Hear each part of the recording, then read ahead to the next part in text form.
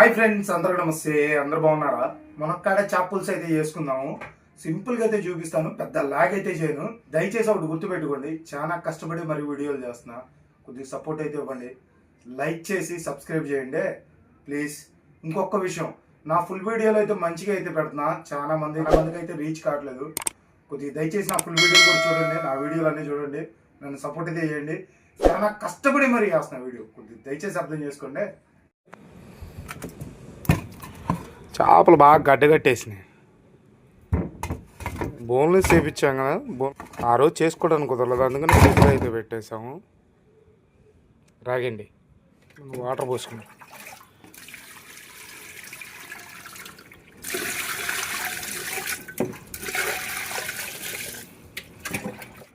Okay friends, మనకు కావాల్సిన ingredients అయితే చూడండి. ఇప్పుడు అన్నీ కోసుకున్నాను, సింపుల్గా చూపిస్తా అన్నాను కదా మీకు. బోన్లెస్ చేప, పెద్దుల్లిపాయలు, మునక్కాళ్ళు, టమాటాలు, కొత్తిమీర, కరివేపాకు, గ్రీన్ మసాలా, బాయిల్ చేసిన చింతపులుసు. పొయ్యి మీద బాండీ అయితే పెట్టేసుకుందాం. నెక్స్ట్ మంచి నూనె పోసేసుకుందాం.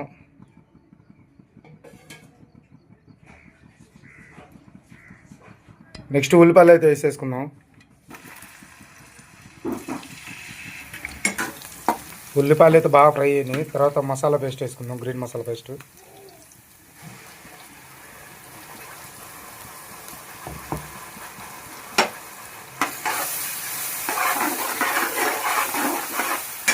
మసాలా బాగా కుక్ అయ్యేదాకా తిప్పుకోండి, ఎందుకంటే బాగా కుక్ అయిందనుకో మసాలా కూరకు ఫ్లేవర్ మంచిగా ఉంటుంది. మసాలా బాగా అయితే కుక్ అయిపోయింది. సరే, నెక్స్ట్ టమాటాలు వేసుకుందాం.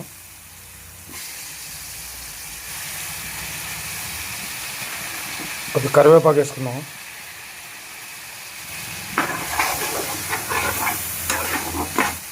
టమాటాలు అయితే బాగా మగ్గేదాకా ఉంచుకోవాలి, మగ్గితే కొద్దిగా బాగా ఫ్లేవర్ అయితే బాగుంటుంది. కొద్దిగా పసుపు అయితే వేసుకుందాం.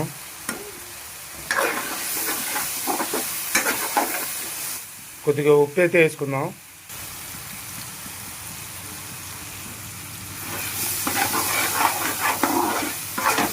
నెక్స్ట్ మునక్కాయలు అయితే వేసేసుకుందాం.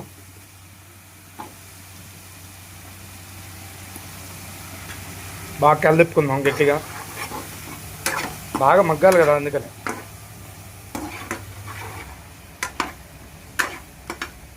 ఆ తర్వాత చింతపులుసు వాటర్ అయితే పోసుకుందాం, మరగబెట్టిని.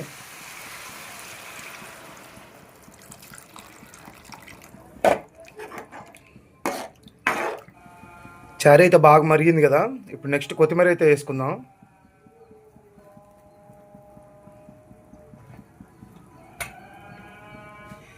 ఇంతకీ చేపల కూర ఎందుకు వెరైటీ చేస్తున్నా అనుకుంటున్నారా? ఇది మన స్టైల్ కాదండి, కేరళ స్టైలు.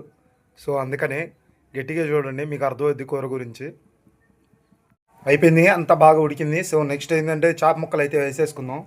ఫస్ట్ తలకాయ కానీ స్టార్ట్ చేద్దాం.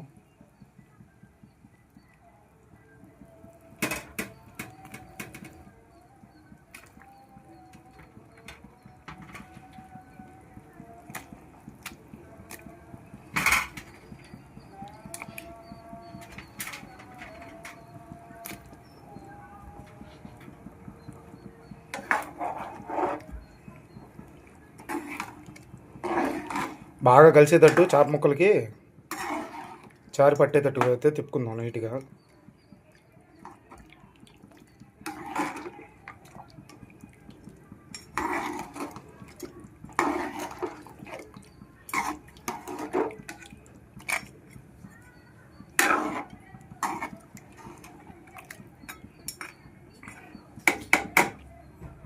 ఓకే, ఒక 10 నిమిషాలు అయితే వెయిట్ చేద్దాం.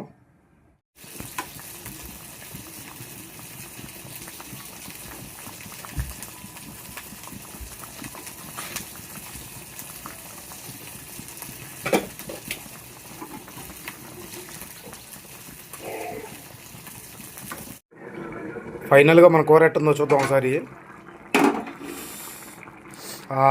అదే వాసనకే నోరు ఊరిపోతుంది అసలు. సూపర్ అయితే వచ్చింది, టేస్ట్ అయితే చేద్దాం.